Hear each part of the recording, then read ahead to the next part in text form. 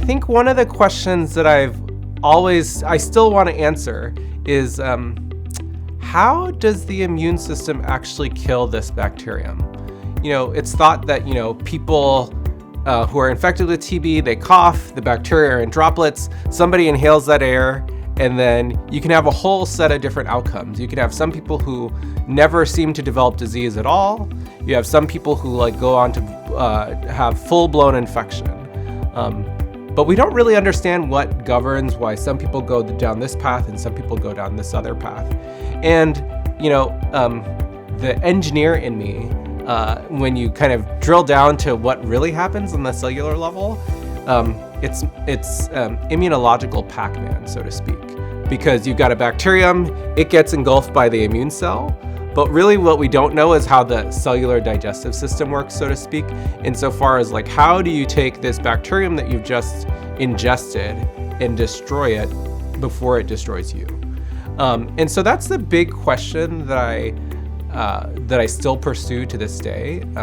We go about it a whole host of different ways. And I think that's the biggest question that motivates me to this day. But I think there are, it's kind of like if you give a mouse a cookie, it's going to ask you for some milk, and then it just goes on and on and on.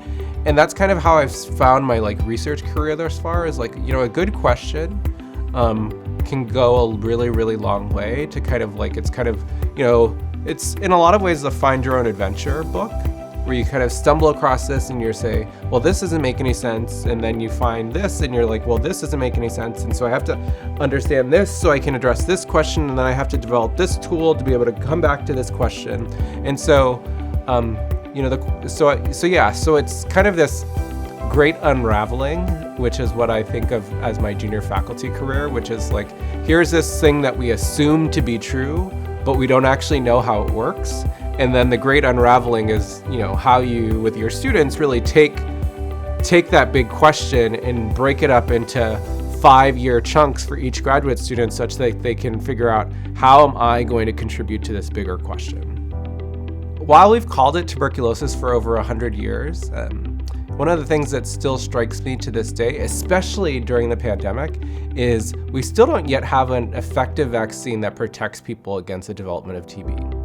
And if you think about it, just to put it in context, it's estimated that a quarter of the global population is estimated to be infected by this bacterium, 1 million plus deaths per year. Yet we still haven't cracked the immunological solution. So this is a problem that really doesn't keep me up at night. It wakes me up early in the morning. But it's one of those things where I feel that it's a problem that merits solution. It's a problem that really impacts the lives of many people. It's a problem that I love hard problems. And this is just I love a challenge. And this is just an amazing challenge. And I like the idea that, the approach that we try to bring to this question as biological engineers really affords itself, or is afforded a whole new set of kind of ways to frame the problem. So I think that's why I work on infectious diseases, in part because, to be poetic, it's this really great cellular choreography where you have both the pathogen that wants to do its own thing and the immune system that has to do its own thing. And, we've all had we've all seen a dance go beautifully, and we've all seen a dance go terribly wrong. And really what we're trying to do as kind of biological engineers is try to choreograph that immune response in a way that seems productive for human survival.